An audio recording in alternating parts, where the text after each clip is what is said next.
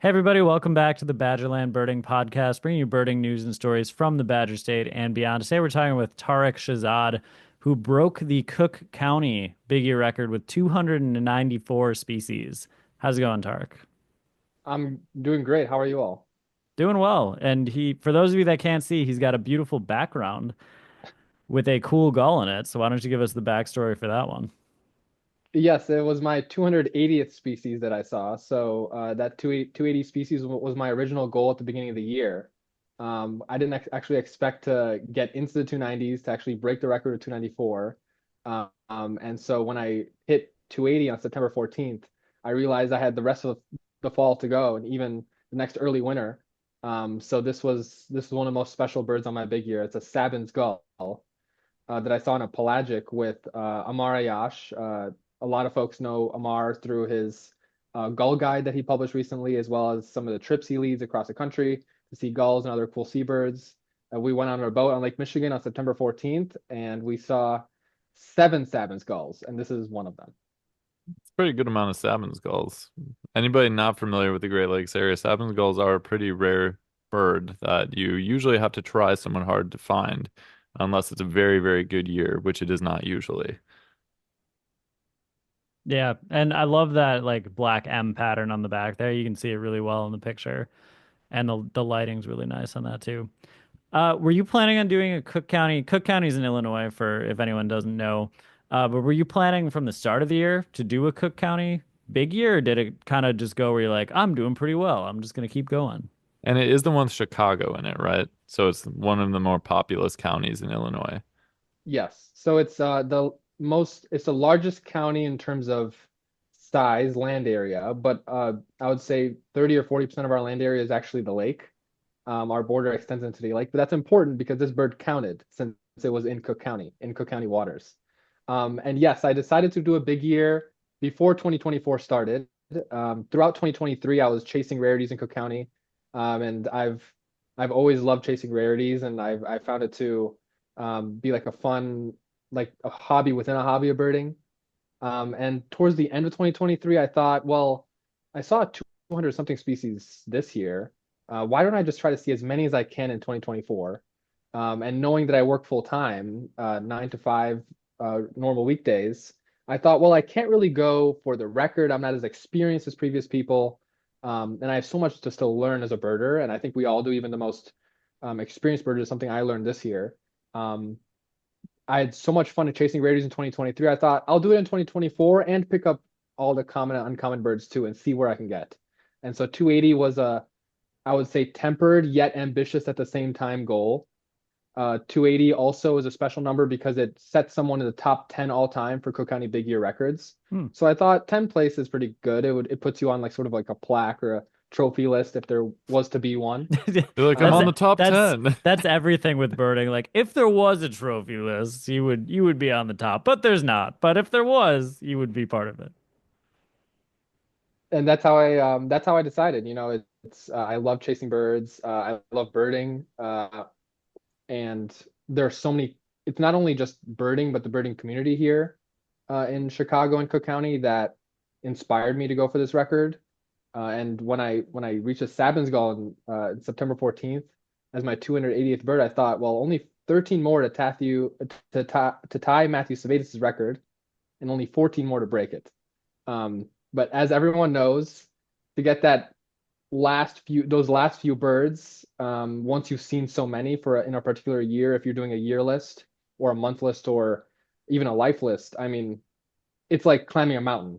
And the higher you go, the less oxygen there is, and there's fewer birds, and you're running out of time.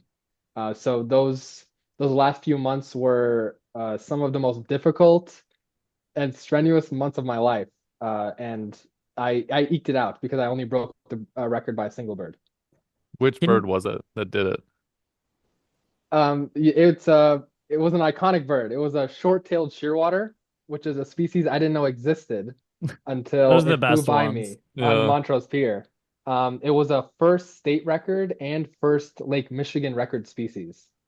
So that's right, Wisconsin and Michigan and Indiana, the states that border Lake Michigan, I don't think have ever recorded a tube nose or at least a shearwater species. So when I flew by and I saw, okay, it's either short-tailed or sooty because those two species are very similar, I knew I had already broken the record because it's a new species for the list. It was phenomenal. Um, that is a seabird that nests its summers on the southeast coast of Australia and Tasmania, and then they migrate up to the Bering Sea, all the way up north to the Bering Sea in the wintertime. So you might be thinking, well, how did this seabird that lives on the Pacific Ocean, a completely pelagic life, and sometimes seen off the coast of California and Oregon and Washington, how did it turn up in the Great Lakes? And funnily enough, it wasn't the first record for the Great Lakes region. There have been a few records for short-tailed shearwater already. Um, I believe last year was maybe the first Great Lakes records, maybe Ontario or somewhere else, but Wisconsin, y'all got a record, but it was in Lake Superior this year. Yep. I think that was in November. And then a week or so later, one showed up in Huron or Ontario. Maybe that was in Canada, maybe that was in the United States waters, I can't remember. And then we were the third inland record for the year. So apparently they're showing up probably because um, the extent of Arctic sea ice in the north is melting due to climate change. That is getting gradually smaller and smaller per year.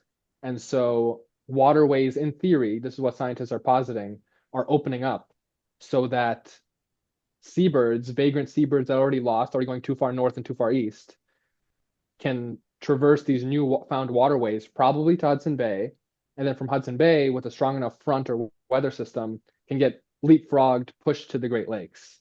And then a birder like me on December 8th, 2024, can be standing on Montrose Pier, look out onto the water and say, what in the world is that? And take a photo and break a record. What were You you gotta expecting to see at wonder. Montrose? Because I Yes, so can't have been that, right? Was there something else you were looking for? right, so it was December 8th, and I was essentially running out of time. I was missing Glaucus Gull for the year, and Glaucus Gull Oh, is like in theory the easiest pickup I had left. And I was Did like, you okay, I miss could break the Glaucus Gull record. for the whole year then? And I did miss Glaucus Gull for the whole oh, year. And that's a bird that shows up like pretty much annually in Cook County Yeah. in Illinois, but it has to get cold enough. And this is a story about climate change and how our world is changing. We had a really warm December, and the lake didn't freeze over. If the lake freezes over, you get glaucus gulls. And it was way too warm. That was like it was like a 40 or 50-degree day when I got the short-tailed shearwater on December 8th. And so I wasn't looking for glaucus gull necessarily, rather white-winged crossbills, which I didn't get and I missed. They were sparse, but migrated through. A couple went through Illinois nomadically. They were reported at Montrose a couple hours prior. And so to my closest birding buddies who finished second and third for the 2024 year list, Phil and Demond, they I called them up. I'm like, hey, let's go to Montrose. Let's just see if the crossbills are still there. They're probably not, but let's go in spite. I mean, come on. Let's try something. And then we go, we search for the crossbills a little bit, they're gone. We decided to go to the end of the pier because maybe a kittiwake will fly by or a glaucus gull. And as we're walking down the pier, I see this dark seabird. I mean, it's clearly not a gull. As soon as I see it from far away, towards the end of the pier, flying parallel towards us. And I'm thinking in my head, I think that's a juvenile parasitic Jaeger. And that wouldn't have been a new pickup. I got parasitic Jaeger on September 27th. But still, I mean, it was so close. I was already nervous. I'm like, that's a real parasitic Jaegers don't usually come close to shore. So I was already excited. And as it was coming closer and closer, I started readying my camera, Phil and Demond ready, and we started taking photos of the bird. I'm like, guys, I'm shaking. This isn't a Jaeger. I mean, its nose, its face, it doesn't have the white flash. And then it passes by, and I'm like, guys, I broke the record. Like, I can't believe this just happened. And so that's basically the story about the Shearwater. What would have happened if they weren't able to determine whether it was sooty versus short-tailed? Because that is So a notoriously difficult identification to make. yes, and like it flew so close to the pier that we got diagnostic looks at it, and we have diagnostic photos on eBird if anyone wants to look those up. bam. There you That's go. my photo, which there's actually better photos that Demond got because I was like shaking when I was taking the photos. I was so nervous. And his better photos are in the checklist too. Yeah, I still would have broken the record Because it would have counted because as one or the other. Yes, we knew it was a shearwater, and Wow, funnily this enough, the whoever's person widgeting who, pictures these are phenomenal. yes, Just I didn't saying. actually, I was like so hyper focused, I wasn't Look, enjoying any look, of the rest of Look look the at at the photos. this. write-up. The Yeah. write-up is massive, as it should be. Oh yeah, look at Yeah, the this. Mons photos are the last three. That's cool. Um, Absolutely phenomenal. And Yeah, yeah, Demond and Phil are. The Wisconsin photos were so Sasquatchy. I was just like, I don't know if you can Did they determine this ever thing. actually decide for certain, They said 100%? short-tailed. That's what they Because I went feel with. like that's, I don't know. Yeah, They had like really good that's awesome. You analysis on guys there got based on the kinked wings and I think they even saw some, maybe it was something about head projection or maybe they could determine the shortness of the bill, but the kinked wings were a really good field mark that they pointed out and they did some like, if you look at their checklist, they actually put up like a little comparison graph, which isn't of the photos of the birds, but of the wings versus sooty and short-tailed. And ours look kinked as well in this bird. this is your shot right here. That's the money shot. That's cool. You guys were able to get such good photos of it. It looks like it was a I wa nice day too. Sometimes when that stuff comes to shore, you're, in wind and rain and all sorts Yeah, of it's stuff. It true. looks like it was fairly pleasant out. Right. It didn't make any sense. It wasn't like we had strong east winds. So for context, during my big year and also just how Cook County works, we're located on the west side of Lake Michigan, right? That's where Illinois touches Lake Michigan. And so to get Lake Watch seabird rarities, it's really important to have east winds, winds that are pushing that are coming from the west from the east pushing to the west. And so that was December 8th was not one of those days. I mean, it wasn't a Lake Watch day. We weren't at Montrose Pier to Lake Watch. And somehow this bird is still so close, right? Um, it's it's like indescribable. The reason it happened, the fact that this bird was never refound, I mean, it's like a fairy tale. That's kind of And the thing here's about birds is whenever they try to predict them, it seems that they are still unpredictable. With all of the technology, we have to figure out when stuff is going to be on its way, when it should be an eruption. They still find a way to surprise us. and here's this is from 2024, so you can see you're on top of the Shearwater. And then Philip also has the Shearwater, but Damon picked up a barred owl on December 22nd before the end of the year. So he was slacking on his owls before that. But and then you can see me, 3,947 Hey, in with Cook your County. four So species in one checklist and house and that's sparrow. What were you yeah, there it's for? rough. What were you doing? Probably from when we went to see the black-tailed gull. Oh, open up your checklist. But See what that's that all was in Lake County. So I wonder That maybe it you're just can't have driving been through that. Cook and then you just did a red-tailed hawk, turkey vulture, house sparrow, and like I don't I know, don't starling know. I'm checklist or curious something. now. Can you not look at, can you click on the four? I think you can. No. No, Huh. okay. Oh well. I'll pull it up. We'll I'm figure it curious out. now. I'm What if curious this too. checklist is just junk? What if it's just It might be. incidental? What if it's something cool? It's also short-tailed shearwater Oh on the man. 31st. We'll figure it out here. But this it could be a sign that well, it's a sign that our climate is changing. And birds are unpredictable, like you said, Ryan. And that I mean in the future, I was talking to my buddy Woody Goss, and one of his responses to my sighting was, "You missed glaucous gull," which folks get almost every year because it gets cold enough every year. But it didn't for me. We had a really mild January and February in Illinois, probably in Wisconsin too, probably in the region. And so he said in his text message to me, this was profound. Maybe in 20 years, shearwaters will be more common on Lake Michigan than glaucous gulls. Maybe. I There's, mean, I don't think that that particular one will happen, but you are seeing a lot of different shifts in the landscape of birds, especially with where we live. We're south of the boreal forest. So a lot of times, a lot of the species from the boreal forest could be findable in Wisconsin, in the northern parts of the state. And now you're seeing a recession of a lot of species like evening grosbeaks that used to move in more. The mm, range of bobolinks is changing. And then we had stuff like the limpkin, I guess I'll call it a limpkin eruption the years prior. So you're seeing just for a variety of reasons the birds are moving around. The limpkins with the invasive snails in some regions are able to now move into them. So yeah, we're seeing a big change in the way that birds are moving around, and I do think that a lot of species that are more southern are going to keep moving north. Carolina wren, northern mockingbird, to name a few, and some of the mhm. ones that we're used to seeing from the north, I think, are going to be staying put more in Canada and the Arctic regions, which is kind of sad. And I don't know if there's anything large scale that can be done to bring that back, other than maybe habitat stuff to just make sure the habitat is staying in its most pristine state that it can. But yeah, there's a Well, change happening for sure. what was interesting was 2 years ago we had the ancient murrelets that kind of came into the Great Lakes in the West. And then this or last year we had like, a couple of the shearwater reports. So it almost feels like, pick one species that shouldn't be around and just like send a bunch of them out there and see what happens. I do think But something too that we're experiencing is I think there are more birders on the landscape than there used to be. So I think that we're documenting more cleanly any sort of anomaly in the bird world. So I think that now people like yourself that maybe 10 years ago weren't out looking at birds now are out there trying to do a big year. Because imagine if you weren't out there. If you weren't out there doing your big year, no one probably would have ever seen it and it would have moved Right. through and no one would have known.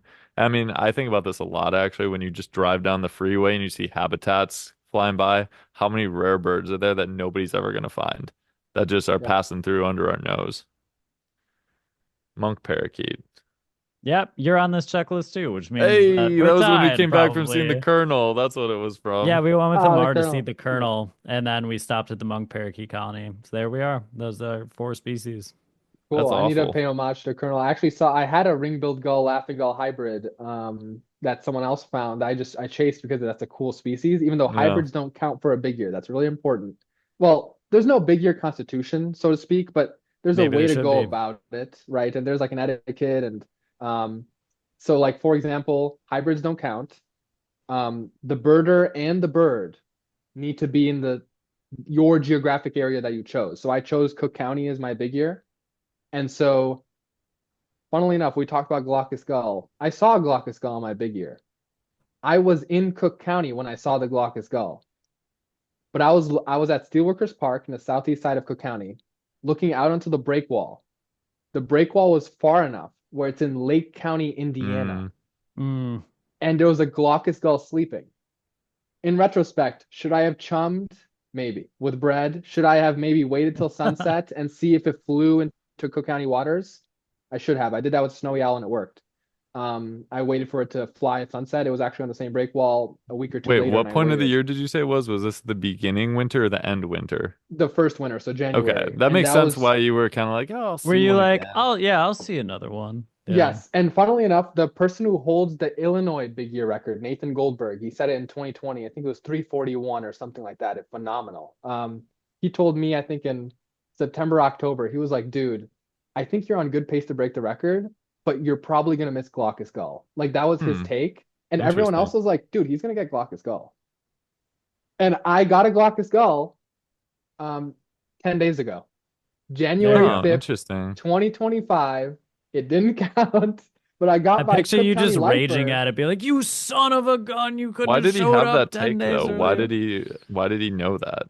Well, he was right. Like they don't really show up until it gets cold enough, and he's like, so I think that was probably his opinion. And also January is typically when it gets the coldest here, and January is too late. Hmm, interesting. So what were when you got the um the gall in your background? I'm blanking right now. Dobbins. When you got Sabins, what were the species you got after that? Can you take us through them? Because they must have been like harder to find species, Also, right? to kind of tack onto that question, I'm assuming you've seen the Big Year, the movie, right? Oh yeah, I mean I've actually I was funnily enough I was towards the end of the spring I was on bad pace and I was like, well, I might not even hit 280. And then I was talking to a bunch of people and then I was talking to one birder who was my biggest mentor actually. He's a really young birder named Owen Woodhouse. 16-year-old birder, phenomenal. He did a big year in 2022. And he saw 280 species, I believe. And I told him like, dude, I might give up. And he says, well, you already went this far and you saw so many great rarities. He's young, optimistic, had phenomenal strategy, and Wait, his how old strategy are helped me you? break the record. I'm 27. I mean, so I he's like mean, 10 it's years like my you're my like, junior. man, I'm 70 and he's a young, optimistic kid. I mean, no, and I was giving up. I mean, I spent so much time and it costs money and I mean sanity too. And I missed two really key birds, worm eating and Kentucky warbler, Mm, which overshoot into spring but don't show up in the fall. yeah. And people in previous Cook County big years always get those birds, at least one of the two. So I was really feeling bogged down. I missed some good rarities. And so I was like, I might just give up. And he says, go watch the big year movie with Jack Black and everyone else. Like, go watch it, have some fun, get to like laugh a little bit, and then get back to your big year. And I did. I watched the movie again for like the 10th time. And then like a week later, a scissor-tailed flycatcher showed up in Arlington Heights. I got it. Huge shot in the arm. Went into the summer, bang. Fall, one of the best falls I would say in Cook County birding history, in my opinion. I mean, finish it off with a short-tailed shearwater is pretty epic. So I that love was, how the big year was the remedy. It was just like going to the doctor and it's like, take two children's Tylenol and call us if it doesn't work. It was watch the big year, tell me how you feel in the morning, That and should then just be what birders tell each other all the time if they're down. Like, just watch the big year. I Tell me think how it you're doing the works. next day. But I Yeah. also like how you were describing what species laid out, kind of like the election was, where it was like, oh, well, if this person wins this state, we're going to see a landslide. And if this person gets this state, they also need this state. You're like, if I can win one of the Kentucky warbler or the worm-eating warbler, I'm going to win the big year. yeah, like I had a whole there's math to it. I mean, at the end of the day, it's math. Can you get the birds in the correct windows before your time runs out? And birds will expire within certain windows. So that wormy Kentucky warbler example, I mean, they don't show up in the fall. They're really, really tough to get in the fall. So once I miss them in the spring, I consider that -2 on my chances. Good thing your And then I math had to was off because replace you them with a neglected the bigger rarity. short-tailed variable. Right, yes. And then That's true. if you can replace birds with huge rarities, at the end of the day, there's so much profound luck that goes into a big year. You can put all the time, you can have all the skill, you could be the best bird in the whole world. But if the birds don't show up, and you don't have help, I mean, if you don't have a community behind you, if you don't have folks reporting birds, and helping you out and on your side and lifting you up when you're down, which is what so many people did for me. I mean, I wouldn't have even gotten close. Also, the expertise and the knowledge that people impart. I mean, Cook County birders, but birders in general, I feel the community is really open and educational and inclusive. And without that, I wouldn't have learned so much about these birds, about their habitats, their ecologies. Because if you don't really understand the birds, it's hard to find the rare ones. Yeah, Yeah. there's a With lot of truth to a lot of the things you said. And first of all, the birding community is definitely very inclusive, definitely very willing to help, which is great. Because there are a lot of times when stuff shows up at someone's house or stuff shows up somewhere and someone gets the word out to you first before they even report it to anywhere else. And so without that stuff, you could end up missing things that don't get reported. And then you definitely become familiar with when you need to go get stuff. We actually have two friends that they basically have started doing a big year every year, but it's like a pseudo big year. So they always go, we're not doing a big year. We take vacations too much. But then at the end of the year, they're grinding to try to get over 300 species for the state all the time. And they'll get pumped to chase something that we're like, you can find that easier in the fall. So it's scheduling out your time so you don't waste your time going to get stuff and you go for the right thing at the right time. Mm, Yeah, and yep. with the math you were talking about, I know when people would do a big year, if they went to Attu or they went to Alaska and it wasn't good, they would just quit because like I can't break the record if I didn't have a good time in Alaska in the spring. Think how Because it weird really that is would about be. hitting on all that stuff. Grinding it for the first however many months of the year, 5 months, and then all of a sudden not having a good Alaska trip, and then I'm canceling this one. I Yeah, almost did Probably that when spend because a of lot of two money. birds. Yeah, I when almost did when you that. watch the big year and Jack Black was like, I'm gonna quit, and his mom was like, don't quit. You're like, that's me. Exactly. Right. So can you take us through those species after Oh, the Sabins that's that you what I got? was gonna ask. Sorry, this gets back to my original question. I was going to say, Anne, can you give us some of those moments that were the epic moments, like from the big year when, oh, I went on this trip and this part of the county, and some of those with those other species. Yes, I have the list pulled up, but actually I could recite them probably all by memory after 280. And so when I hit 280, right, that was when I believe that's top 10 all time. I might have to check the records, but in my head I was like, I hit my goal, and it's September 14th. And I saw Sabin's Gull on that boat on September 14th with Amar. It was during the Chicago's inaugural Urban Birding Festival. So imagine Indiana Dunes Birding Festival. We tried something in an urban area here in Chicago, and it worked out fabulously. And we're gonna do it again in the fall. It's gonna be really exciting, really really exciting. So Sabin's Gull was 280, and then after that, I'm like, well, how do I top Sabin's Gull? Um, I still had a couple pickups that I thought like, okay, Northern Saw-Whet Owl, Nelson Sparrow. I thought I'd get Glaucus Gull. I thought I'd get Kittiwake, Harlequin Duck. There were I'm like, okay, I could get 5 or 6 birds, and I could be in like the mid 280s, maybe high 280s. This is pretty epic. Um, and the birds I got after were just phenomenal and on my radar. So I got Nelson Sparrow looks like 7 days after. I have the list here. And then the next day, it was a Sunday. Um, I I chartered another boat. This time I had to organize it on my own. This was my third boat trip onto Lake Michigan, because September is really, really critical for Jaegers. I didn't have a single Hmm. Jaeger. Jaegers are these kleptoparasitic seabirds that migrate from the Arctic, typically to the Atlantic or Pacific Oceans, but some, especially juveniles, show up on the Great Lakes first and then head out to the open oceans. And so there are three species: Pomerine, long-tailed, and parasitic. Parasitic and long-tailed are the most likely on Lake Michigan, uh, particularly parasitic. The other two, long-tailed and Pomeranian, are really, really rare. So I went on this boat. This was my third try. Second boat, I got Savins. Go on this third boat with a bunch of birding buddies. We scored a juvenile long-tailed Jaeger. I believe that was a fourth or fifth Cook County record. So very few records for that species, even though they probably exist on the lake every single fall. That just goes to show how tough these birds are to get from shore. You really have to get out onto the water and just pray that a single bird flies by. That's what this juvenile long-tailed Jaeger did. We took photos. We're like, is this a parasitic Jaeger? And I'm just thinking in my head, please be a long-tailed, because if it is, it's huge, because I can probably get parasitic from shore.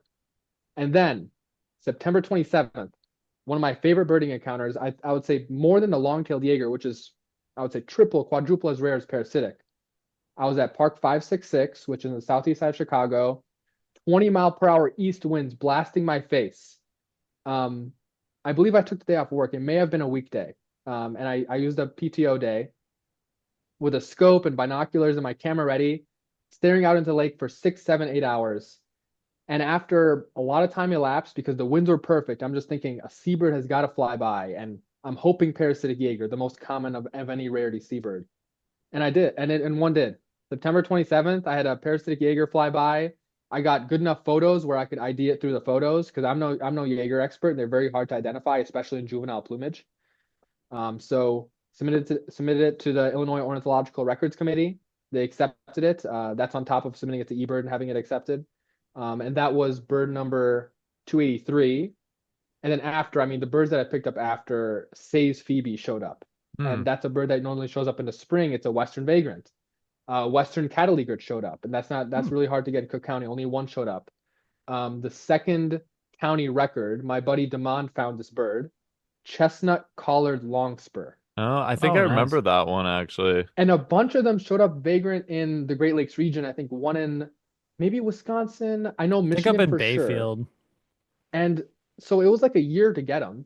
And this was a work day, and this is the privilege of having a really friendly boss who was like knew I was going for this record, and she would let me chase birds sometimes. It was like 10 a.m. and my buddy Demond texts me and Phil in this text group Sounds chat. like He Demond says came up huge. It he did. He does, found yeah. some big rarities, and I'll highlight his rarities. He texts me and Demond. He's like, phenomenal photos of this really drab looking longspur, and he says, "Is this a Smith's longspur?" And he's like, "If so, it would be a lifer." I said, "Demond, I didn't need Smith's longspur, but I was hoping it was a Smith's." Looking at it, I'm like, "Well, something's like a miss here. The bird looks not like a Smith's, and it doesn't look like a Lapland longspur." And my jaw drops. I'm like looking at the face of this bird. He got good enough photos of it in flight. It flushed. I'm like, dude, I think it's chestnut collared. But it's like I'm in a movie. Like I can't believe this is happening. So like I don't even remember what happened next. I just like texted my boss, slammed my laptop shut, and I was sprinting to the car. And he posted it in Discord, this like messaging platform we use in Illinois, in the Bird ID channel. And I texted him. I said, please post it in there and ask if it's a chestnut colored longspur or a Lapland longspur. But I was already on the road. Like I was sure. And then I just see my phone blowing up with the notifications because it's confirmed. And then we refined it with him. I mean, he flushed it, but we refound it. And so there are some heroes on my big year. He's one of them. And so my buddy Phil, Owen Woodhouse, so many great birders. Chestnut Collar Longspur was a second county record. I mean, that's a phenomenally rare bird. And then I just want to highlight my last four birds here. We already talked about Shearwater, but 291 was spotted towhee, found by Hmm. Dan Laurie and Kelly Ballantyne at 566 on November 9th. And then I got a Brant 3 days later on a lake watch Oh, on a morning before work. That's right. Like a small goose with an all black head and a white necklace just flies by on a lake watch. I was going for black-legged kittiwake. I get a I get a brand instead. Lake And Watch has come so up clutch. That's yeah, kind the of lake true because watches you can were really see anything because not we personally, but there've been a lot of crazy lake watch sightings in Wisconsin too, just looking out over the lake and some random thing like a scissor-tail flycatcher goes by or something. yes, and that brant disappeared. So, we got the brant and then we saw it land in the Rainbow Beach slip. And then nobody else got it that day, and then it disappeared. Like it Hmm. didn't show up anywhere else in Illinois, in Cook County. I mean, it kept going north, so but it never got Yeah, reported from I don't think we Wisconsin. had any reports. Well, Yeah, I don't think y'all got brant. And then it didn't go back to Indiana. Like right, wasn't there a report of a oh, there was like a barnacle goose report, I think. Wasn't there? There was some weird report that I don't know if it was valid or not. It popped up and then nothing ever came of it. Yeah, I don't think I we think had any somebody brants though. somebody said that they had a barnacle goose and described it, but there was no photos or anything, and I don't know what they ever did with the sighting. and maybe it was the brant, but who knows? But It like could have. birds I are Yeah, mean, who who birds are knows? knows? fickle. I mean, you would think a brant would stay with a bunch of Canada geese for a couple months, which one did a couple years back in Cook County. Just stayed for a couple months, like on lawns, like in downtown I think Chicago. we But had this one that brant didn't stay. stayed in the Manitowoc area for a couple months too. I think it stayed from the end of summer all the way through winter, I think. And then I think it moved to Indiana or something, got hit by a car, but Oh, yeah, Yeah, um, sad way sad. yeah. for So them. probably my brant was carried off by a golden eagle, which Mm. plays into the tying bird, and that was on Thanksgiving Day, November 28th. Before going to Thanksgiving dinner. The winds were so good, folks. So you got to play with the weather on a big year. And it was strong northwest winds, which are pushing birds from the central part of the continent eastward to our region. And what's a rare migratory raptor that's really hard to get in Cook County that migrates typically through the central United States? Golden eagle. And we had like a 20-degree Winston's cold, Hawk. and Swain's Hawk, which I missed. They migrate earlier than Golden Eagle, so they come in through in September and early October, and it was already November. So I was praying for Golden Eagle when I went out to Skywatch that day, and I was getting a bunch of cranes. I was on along the Des Plaines River corridor, and I have photos of a juvenile Golden Eagle which showed up on my after my first flock of cranes. And I couldn't believe it. Like I took photos of the bird, I posted it to the Bird ID channel, and I was asking folks like, there's no way it's a gold. This must be a bald eagle, like with really weird plumage, like white in their images, and they're like, that's a slam dunk golden eagle. And so that tied the record. And after that, I mean, short-tailed shearwater we talked about, and I didn't get any of the birds I thought I would get. So a big year, you can go into it planning, having a whole plan, but really throw like half the plan out the window. I missed harlequin duck, Hmm. and it showed up in Cook County, but I was out on the water when it showed up. So, you can't guarantee to be in the right place at the right time. I missed redpoll. They show up almost every year, but redpolls didn't show up this year. White-winged crossbills came through the county. I never got one. Black-legged kittiwake. In theory, that's the easiest pelagic rarity. They're on the lake every single year. They were reported in Indiana, Michigan lake watches. I couldn't score a kittiwake. That's interesting because those are pretty rare up by us. Although I don't think anybody really goes out to do pelagics, and there's not as much lake watching, I don't think, up here, it sounds Yeah. like. And then I missed Glaucus gull. Obviously, we kept talking about Glaucus gull. So those are five birds I missed. On top of like rarities I missed within minutes. I missed a Townsend's warbler by like 5 minutes. That's a tough Oof. one. And I was devastated. I looked for 7 or 8 hours after that, never got refound. So there were birds I missed by literal minutes. And so one thing I will say is this record is absolutely beatable, especially if you don't have to work full time. Is it beatable by you This Oh, year. this year? definitely not. You've I'm on already got the Glaucus Gall. You're a step ahead. Yeah, you're actually winning Yeah. this year already. I'm definitely on the like burned out mindset right now. Not with birding, but with rarity chasing. So like there have been a couple rarities. I'm not gonna chase them. I'm just gonna relax and save money in my bank account because it's a lot of driving, a lot of money spent on gas and boat trips, and I'm gonna be a fair weather bird this time. And when it's spring and fall, I'll be out all the time. But if it's summer or winter, I think I'm gonna relax. I remember some because I did not necessarily a intentional big year, but one of my friends and I were really hitting on rarities, and so we were kind of in the upper end of that year's list. He ended up as one, and I think I ended up as three or something. But the summer was the time when it really became difficult to want to go out because you just had a crazy spring. You invest all this energy in spring and seeing everything, and then it's all these weird sightings of like, oh, you have to go to the most northern part of the state, and if you wait there for 6 hours, maybe a kite will fly by that lives in the area. It's that kind of stuff. Or we got a report that maybe there's a nest of a Swainson's hawk down in the very southwestern tip of the state, and go there and watch over the river and it might fly over. It was a lot of stuff like that that you didn't really want to go spend your whole day doing in the really hot weather with a bunch of bugs around you. So that's when mine kind of, I don't really feel like doing this anymore.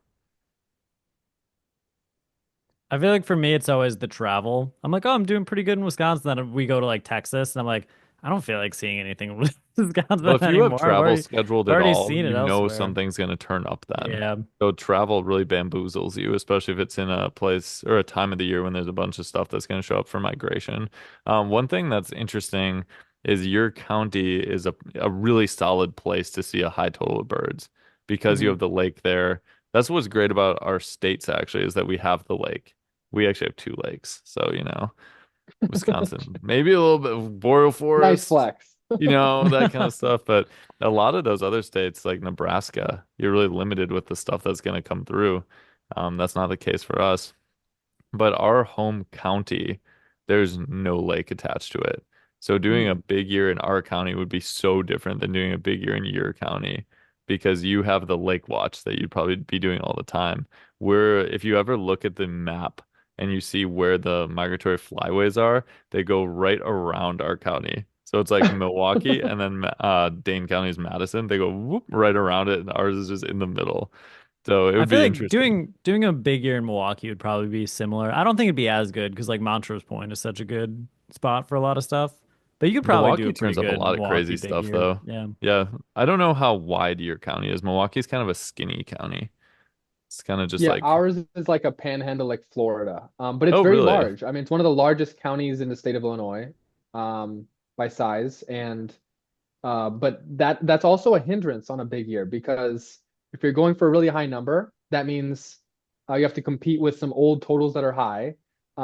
It's a populous county, so there's a lot of great birders and their numbers are really high. And because of its sheer size, that requires a lot of driving. Hmm. So we don't have uh, 200-mile-per-hour bullet trains taking people everywhere. I mean, I had to sit in a car for hours and hours and hours, and I spent a ridiculous amount of money on gas. Did you have And to that's go just the through truth of it. Chicago a lot? Like, oh, this is being seen, but now it's rush hour.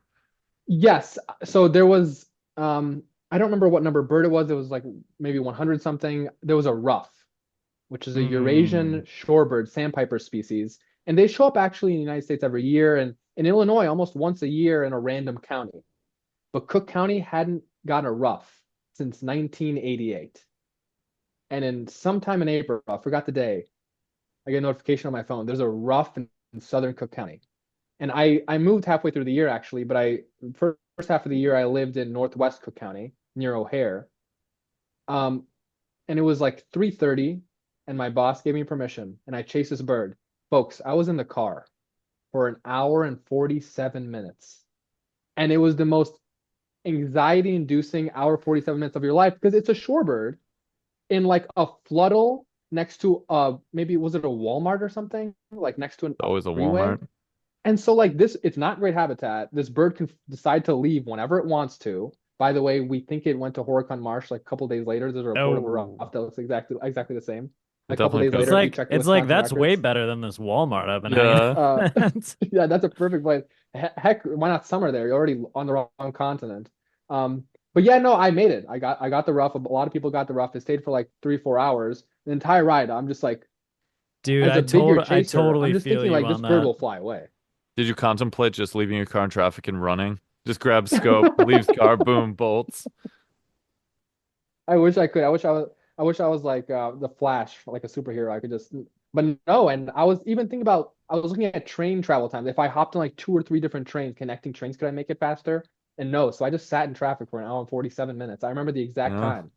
that's Yeah, brutal. I But I'm think the assuming you got worst. it because you said it was Yeah. Yeah, bird he number or said he got it. something. Yeah. One of the worst ones I had with that is in Louisiana, there's like this ferry that you have to take across the Calcasieu River. And it's like it takes like 5 minutes, the ferry ride. I think the bridge went out and they just didn't replace it. So there's just a Yeah, ferry because that the carries road people still over. looks like it should go right over a bridge. Yeah. I So think they it's have some the tape over Cameron there. ferry. And so I went across the ferry. I get to the other side. I start going. I get reports there was a Townsend solitaire back on the other side of the ferry. So I had to turn around, wait for the ferry to come back, get on, go across, and then eventually I saw it. I think it was like a fifth state record. But it's just that, that waiting of you can't do anything. Because at least when you're Yeah. driving, you're like, I'm making time. I'm getting there. I'm on the way. When you're waiting, you're just like, man, I hate this so much. Like I Well, can't it's do yeah, anything. the taking up the time driving is fine. It's the waiting at the train that's going by, where this wasn't supposed to be factored into my time and now it's extra time. We uh we had a goofy chase situation one year with a tundra bean goose in Iowa where Wow. we were waiting to see if it got reported in the morning. And so we were just messing around in part of Iowa because we figured we'd go kind of halfway, and if it's reported, we'd go the rest of the way. But it got reported super late. So then I think we still had a 4 or 5 hour drive, and we're just like, no. And you're getting the reports that it's here now, and you're like, that's fine, Well, but I need it there it was 4 hours from seen now. it was seen earlier, but people didn't say anything. It's like it had been there. Like if we had That's known, we classic. could have just went. Yeah, That's classic. it was a weird I thing. And I think the think it was total drive time was 7 hours. So it was something where you didn't want to try to make that 7 hour drive for nothing. yeah, So it we was like tried to hedge our bets. south. It was almost it would dip into Missouri sometimes. Like that's how far down it was. And then I think Ryan had work, so we couldn't just like stay overnight Mhm. somewhere. So we ended up Yep. doing two independent 1 day trips down and back. So it was like Well, the 14 second hours time of we almost driving. missed it too. We were there the whole day looking for it. We figured we'd get there right as the sun rose. The pond that it was supposed to be on, right when we got there, is completely frozen. So we're literally just trying to find any geese we can, going from a frozen pond to frozen pond. If we see a flock of geese, we get temporarily excited. We're working on calling the water utility company because someone told us there might be a pond on their property, but you need permission to go see it. So then we're just going pond, pond, pond, and eventually it gets reported at one of the ponds there, and we got it. But it was as the sun was starting to fade, so we spent probably 8 hours that day driving around looking for it. That would have Well, been such one a way, bummer to and then miss we it had to again. drive the other way back too. Yeah, And then we were Wow. also doing a mental toughness challenge. So it was called like the a 75 hard. yeah, and you have to do two 45-minute workouts every day. There's like a bunch of stuff you have to do, but that's part of it. And so we did it our second one like after we had come back from the drive, and we were like so exhausted. We were It was walking like around the 2 a.m. or neighborhood 3 at a.m. night. And you Foggy. it still counts for the day as long as like you haven't gone to bed yet. So we were just like walking around the neighborhood like in this fog, like hallucinating. There was this collection of mailboxes that I thought was a moose. And you're just like, oh, what is that? Like just like half awake. But we saw it. It We was saw the great. goose. But yeah, That it strangeness was of that rough. memory makes that memory that much better. Yeah. Yeah, So I like that that's y'all the cool mentioned thing. the like chasing rarities and then you have work the next day. And I mean Hmm. Yep. that's like that's what I think makes a lot of Cook County big years special. The person who held the record previously works full time. The person before that was a full-time student. And so it's I think that adds to like part of what makes it so awesome. It's not like You're I just Jack had Black. 24/7. Yeah, I was Jack Black. Um and that's what also, I mean, because of this vibrant birding community that we have here in Cook County, but I think it just also in the region. Um and I believe it's growing. I think birding is growing as a hobby. Um with- Folks are reporting birds and they're teaching other people and they're helping each other out. It's so wholesome, and I think that's what makes it special. I think if it was just I'm on some remote island and I saw a lot of bird species and it was and nobody made an impact, but on my record, it wouldn't have been meaningful. I think really it's a Cook County record. It's the Chicago record. I wouldn't have seen a fraction of my birds without so many countless mentors and birders. I mean, every single rarity that someone else found that I didn't, I owe my big ear to them. I think you should have a rule where whoever tries to do the Cook County Big Year has to be full time. You cannot be retired. You cannot be homeschooled. If you are retired, you have to go back to working full time for the year that you're doing your big year. Well, I think Well, everybody that helped you find a rarity, you should give them some of the prize money you got for for Yeah, winning the right. big cut year. up that The prize giant check money I in as got on many that TV ways. show. Yeah. The Well, bird I seed really endorsements are huge. I, one thing about, I think, birders and big ears is that when someone says they're doing a big year and they really go through with it and you can tell they're working hard, I think I saw around me like so many people wanted to help me. And now I see like this awesome culture that we have. And if anyone goes for it again, I mean, I'm gonna have their back. I'll be birding incessantly in the spring and fall, like with them and without them at different You're locations. not And gonna if I miss Kentucky Warbler like I did. yeah, I'll make sure that they don't make the same mistakes I made. And I hope they break it by 5, 10 birds. And you know what? If then maybe I'm like out on a weekend grabbing pizza or something, and then they find a really rare bird, right? So it's all I mean, it's all really connected. And so I hope other people keep chasing rare birds and do more big years because then everyone gets to have fun. So there's something about big years where we followed Ezekiel's big year toward the end pretty closely because we had him on the podcast and we would follow him on Instagram and see when he got something in there. You just want to root for those people a lot of the time when they're getting close. And it is interesting because the records seem like they keep getting broken year after year after year now. So I don't know if people are just finding more efficient ways to do it or if I don't know why it's happening, but it does seem to be the case. I think the Wisconsin big year record is something astronomical that I don't know if it'll actually be broken. I thought it was like 370 or something like that, which is insane. Wow. Yeah. And I think the landscape up here, like we kind of talked about earlier, used to be different. It Hmm. sounds like there used to be king rails, place you could get king rails regularly, tricolored herons. So it sounds like a lot of stuff isn't really here anymore that used to be here. So Hmm. I think boreal species too, Canada jay you used to be able to get, boreal chickadee you used to be able to get. There used to be a place you could get blackback woodpecker. That stuff is all so hard to find and almost never gets reported now. Yeah. I'm gonna look what the Wisconsin, at least on eBird is, because I'm just curious. I How did you remember get it was started definitely before that I in saw it. birding, Tarik? Um, Well, it's actually I've been a naturalisty kind of guy my entire life. I mean, when I was a kid, I grew up next to forest preserves in Cook County. I mean, these forest fragments that we have that the county protects. And actually, the forest preserve districts of Cook County are the oldest forest preserve system in the entire country. And we have over 70,000 acres here protected by the forest preserves. So I mean, there's phenomenal green space across the county. And it's really a privilege to live here. And as a kid, I would go out and I wasn't into birds when I was a kid, but I was into like amphibians. I would go herping, and I, push over logs and find really cool bugs. And I really loved nature as a kid. And I actually went to college for environmental policy because I really care about environmental advocacy.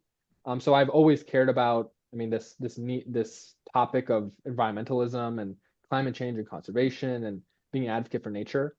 Um, but I didn't really get into birding until a couple years back when my girlfriend she saw goldfinches outside her window and she said, "Oh my gosh, these birds are so pretty." So what was the first thing I had to do? Buy binoculars. And so I bought her binoculars. We go to the woods together to test them out. And suddenly we're like switching off between the binoculars and seeing birds we didn't even know existed. And we go back home and we're like, so what bird was that? And then we're like Googling or falling down this rabbit hole, like, wait, there's all these different species just in these woods next to our apartment. And then we go on this guided bird walk with the Chicago Ornithological Society during fall migration. And I mean, we saw like 15 species of warbler, and we had never seen a single warbler species before then. And then you get hooked, I mean, you see all these really cool birds, and you're like, wow, I can create a life list and I can submit my sightings and then look back on what I've seen and go to all these different places and learn about these beautiful creatures. And so, and also the fleeting nature of them, right? They're not like um, birds have wings and they can fly away, and that's what makes the chase so exciting because you're not guaranteed to get the bird. And so I think that's what makes birding special outside of like herping or looking for mammals or bugs, is that the birds are fleeting. And that's really how I got into the rabbit hole. I always care about nature.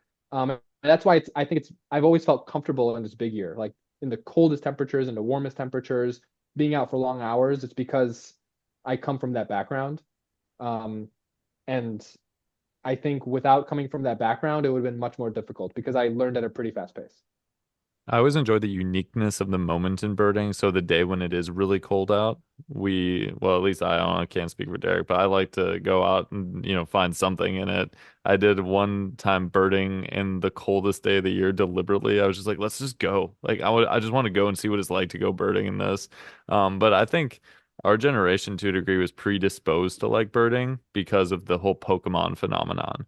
It Yes. feels very Pokemon adjacent. You're going and trying to capture something for your collection, basically, but instead of actually capturing the creature, it's a list item, it's a photograph.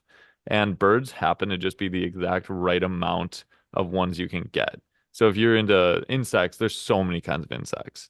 You're never going to come close to all of the insects. Mammals, there's probably too few. Reptiles and amphibians, you can't really share the knowledge of where they are because people will come take them for their personal collection. It's like Right. birding is the right amount of you can't really take it for your collection, for most of them at least. There's enough of them where you can get excited about it, but not so few that you'll run out of them easily. So it's just kind of the right mix of all of those things. Yeah, well said. Is Thanks, there a man. way to search like big year records? Because I know on eBird you can search like who has the most species seen in a state, or you can search a particular year. But do you know if there's a way to search like who's seen the most birds in this area in a 1 year span? So eBird doesn't have that feature, even though they've pretty much like gamified their website and their database Yeah, because they're that's why like, I'm wow, we kind of could really trick surprised. these birders into submitting more data for us. And Yeah, yeah. I mean, they did it. I mean, kudos to them. But no, I don't think on eBird you could do that. Maybe if like states have their own committees or ornithological societies, they have those numbers. So I think the Illinois Ornithological Society has the numbers for the big years. We would have to dig down somewhere into their website. Um, but otherwise, I think you just have to tediously sort by year in eBird, maybe past 20 years, and then just write down the highest Yeah. number each year, and then just do that math on your on a notepad or something. I That's just think lifeless I total. think WSO has it somewhere, but this is top in Wisconsin. You can see what rare bird showed up last. Yes. It's pretty funny. But yeah, Mark Horducky is at 410 for the state, which on eBird is the Legendary. most Where are And he you did known. at, it with Derek? Yeah, he did it with 30,000 fewer lists than K. Just kidding, K. K, yeah. you're doing great. But I'm at 80 with Okay, 337. crack the top 100. So Barrow's Goldeneye, January 8th. Got him. But yeah, it's cool to have all the data to look through. Like I appreciate that fact of it, that everything's kind of stored. And that's what one thing me and Ryan like about making videos is we can look back on that and see the experience of what we saw and remember the time we were looking for the tundra bean goose or, whatever it happens to be. I think you kind of get like, with the Matrix, you take the red pill with birding and opens your eyes to all the things around you. Like you said with the warblers, you're like, I had no idea these were here. Like, wait, yes. there's glaucous gulls out on the lake, like that kind of stuff. I know You for me, just finding opens your out there was world. an actual community around it was huge because I knew that people kind of bird watched, but I didn't know it was a community event. And I don't think I usually go birding now without somebody with me because it's just more fun to do it in a group or with another person than solo. Yes, absolutely. The community was, I mean, the secret sauce to my big year. I mean, I was thinking, well, is maybe the secret sauce was the lake, and the lake was the privilege, but the secret sauce was the community. And the community is the reason that so many of the birds are here. Without them, they wouldn't be here. So, like Great Lakes piping plovers, and the shirt that I'm wearing right now, I was actually a piping plover monitor, Oh, volunteer nice. monitor this past summer. So, for two reasons: one, because I wanted to be at Montrose Beach and enjoy the plovers, but also to get some rarities along the way. And on my monitoring shifts, I got Western Kingbird, a big rarity. I got a bunch of Wimbrels. I only needed one, but I got like seven, which was ridiculous. I got three upland sandpipers migrating over. Let's And I thought I would miss that bird for the year. That's a bird that's been extirpated from the region because of habitat loss and probably other reasons. But so it just migrates through, and so it's fickle. It's hard to get on the big year. And so I got three rarities that summer when summer is usually the slowest, least productive period on a big year, because you're just getting this. Most of the birds that are present are the breeding birds that you've already seen in the spring. So yes, the community is critical because endangered subspecies of Great Lakes piping plovers, there's only in Chicago, there's only a single pair hmm that have been persisting for the past couple of years. And the parents have passed away now, but their offspring, Imani, the bird's name is Imani, has lived on, and one chick, I believe, from a Michigan or Wisconsin colony was translocated um, a couple, maybe last summer, and so she fully fledged and then returned this summer and bred with Amani, and they had a bunch of chicks, and that's why we had our monitoring season this summer again. And one chick survived, so the mortality rate was a bit high, and that's how it goes for Great Lakes piping plovers. I mean, they're really sensitive species and fragile species. And that chick fledged, and it was a privilege to monitor along with so many other volunteers and organizations, which makes this kind of work possible.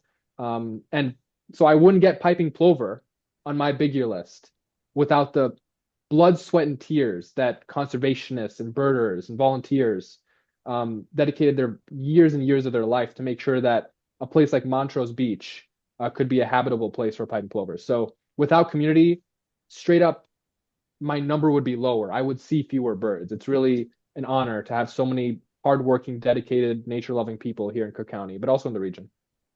Are there other piping plovers along Lake Michigan in Illinois, or is it really just Montrose area? Yes, there are like two or three pairs in Lake County, I believe at Illinois Beach State Park. I could be wrong though, I could be butchering this, that are also monitored. I know there's somewhere up in Lake County. I think that's the location, but I Mhm. could be wrong on the specific location. But I was like, what is that, like six or maybe eight max It's piping so sad plovers in how all of low it Illinois? is. Yeah. But hard work's being done to conserve them, and I mean, we had this chick fledge, and the parents survived, and that's a win. So we'll Yeah. see what happens next summer. I'm definitely going to volunteer again. That's cool. I mean, we were down there doing a presentation with which bird club was it, Derek? Was it Lake County? Yeah, I think so. Lake County Bird Club, I think it was, and they were talking about the piping plover monitoring. We think it would be really cool to go down there for a day and just kind of tag along. We Um, kind of got asked, but it was like we could only really make it for like a 1 or 2 days, and I think they wanted people who were going to be there longer. But hopefully in the future, it's something we could do because yeah, they're because just such a piping cool plovers are bird. so cool. Yeah, you see them in other places. So when we're down in the south, like Texas and along the coast of the Atlantic, you see them more prominently. But anytime you get to see a piping plover, it's cool. You will appreciate this. When we were down on South Padre Island, they were everywhere, which was Oh, cool to see so many nice. piping plovers in numbers because it's usually there's one, there's two, that's it. That's all you're gonna get. Yes, and what our monitors did a couple years back is, ours are banded.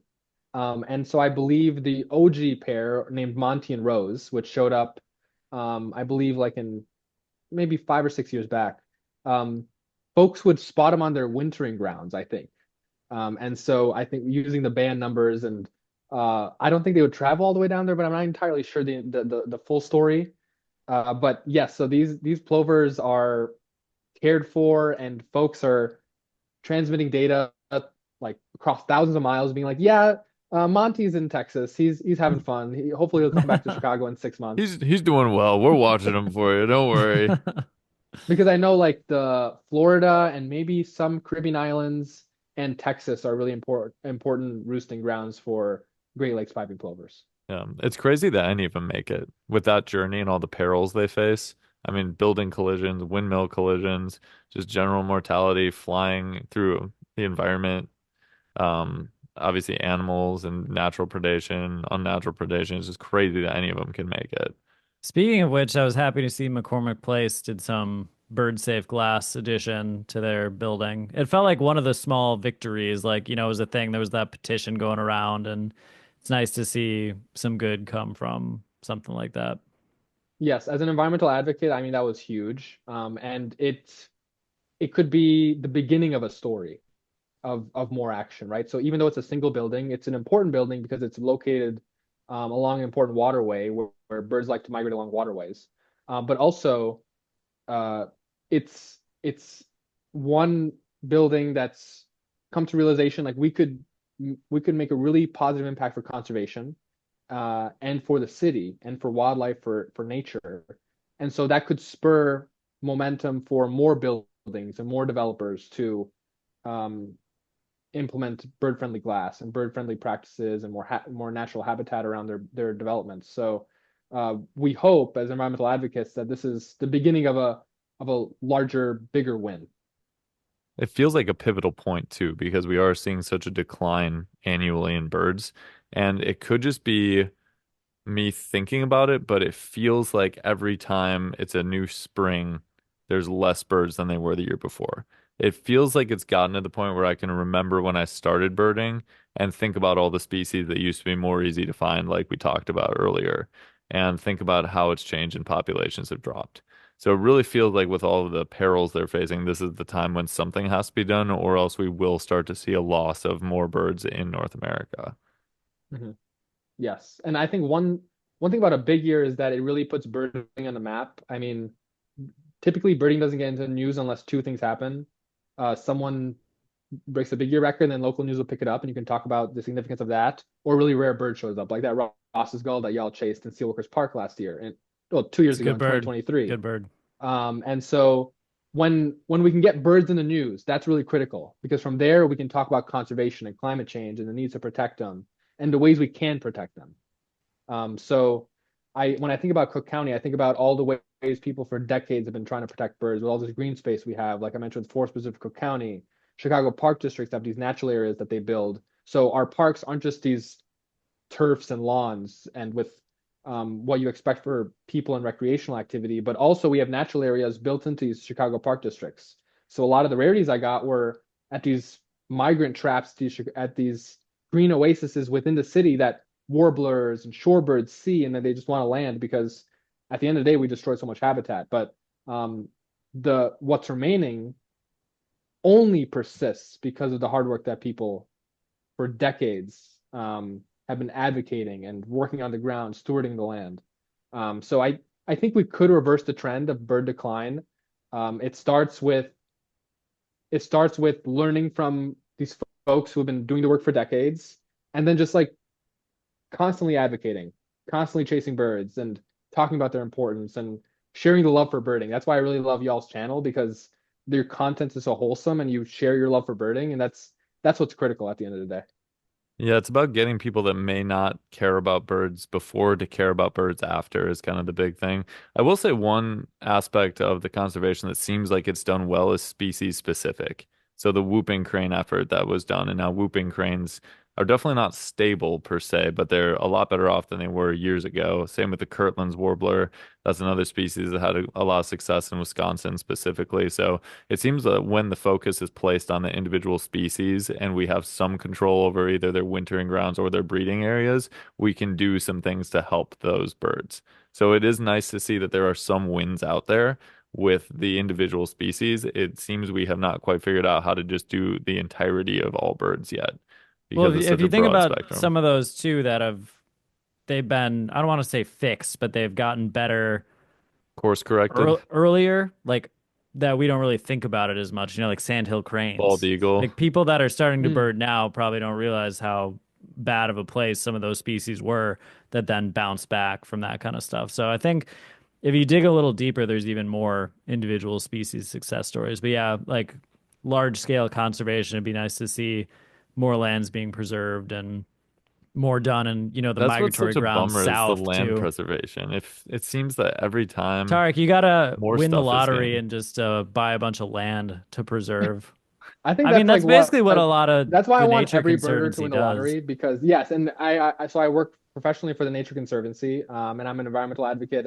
I'm gonna reach my 2 year anniversary in a couple months, so it's a privilege to be Congratulations. working here. I work for the Illinois chapter, and so yeah, a lot of the work that we do is we're a land trust, and we protect land across the state of Illinois, Nachusa grasslands, Emiquon, a wetland of international significance. So we have land throughout the state. We do work here in Chicago, working with partners to protect nature for people and for wildlife. And so, yeah, it's a huge privilege to be able to blend personal and professional, and chase birds, but also like see birds when I'm out in the field or when I'm advocating for nature. Um, so yes, and then funnily enough, Ryan, when you were mentioning these birds of concern that are rebounding, you mentioned whooping crane and Kirtland's warbler. I just want to show you all a peek into my mind post big year is I still like cringe when I think of birds I miss. I got whooping crane, but He's I got PTSD. yeah. missed Kirtland's warbler twice. And warblers were not kind to me this year. I missed four different species: Townsend's, Kentucky, worm eating, Kirtland's. I mean, that's passerines were not my friend. But yeah, like that's a peek into my mind. Like I think until I see a Kirtland's warbler and get on my life list, it will be like a bird that haunts me in my I'm nightmares. I'm picturing Whooping you crane, I'm laying happy in with, I bed got. and it's just a very nice tight crop look at a Kirtland's warbler, and then you just wake up in a sweat like, where is it? I think that's exactly probably how it's going. It's the withdrawal. There's definitely a withdrawal to it. I mean, you have this epic adventure where you're out all the time, mornings before work, evenings after work. You take all your PTO days you can, all your sick days, every holiday that you can, you spend out birding every weekend. And then suddenly, like it all comes to a stop on January 1st, unless you want to can try it again. But really, it's like a physically and mentally exhausting. If you go for as high of a number as you can, I really push myself to the limit. I think people around me were exhausted too. So I'm glad it's over, but I'm also like it's like a contradiction. I'm glad it's over, but at the same time, it's like I wish I could do it again Hmm. over and You over. can. You could. It's an option for you. Maybe give it, 9 months, 10 months, and then gear up for another one. Do you No, feel I like do you feel like you would do a not like a US big year or something something more large State big scale? year, another Yeah, county. state big year. no maybe state big year like down the line just for not to try to break the record. I think 341 is really hard. So props to Nathan Goldberg. I'm sorry if 341 is not the exact correct number. Um, but I think truly what I want to do two things for the rest of my birding tenure. Chase really rare birds. I'm going to continue chasing rare birds. I hope everyone chases rare birds and spreads the joy of birding. There's a white I think, wagtail in Wisconsin right now. and I'm just so lazy to chase it because it's so far Dude, it's away. been there for so I know, long. but it's like an 8 hour drive, and that's Drive that's two tough. hours every day and then you'll be there. And then I think so chasing like really rare birds, especially if they're in Cook County. I love my Cook County life list. I mean, I keep it dearly. And helping someone else break a big year. I mentioned this earlier in our conversation, but if someone Big else wants year to go for the record, consultant. Yeah, big year maybe consultant.